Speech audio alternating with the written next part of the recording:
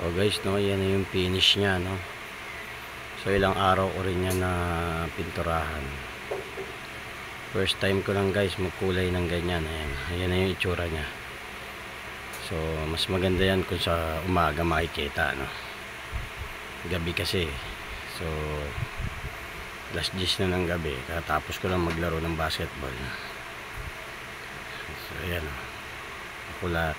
papakabit na natin bukas yan guys. Ayan na yung mag-sculpt guys, no, na bagong pintura. First time ko lang magpintura guys ng ganyan, no. So try lang, wala namang masama. So susunod baka flarings ko na uli, kukulayan ko. Kaya naman pala natin. Ayan guys, oh.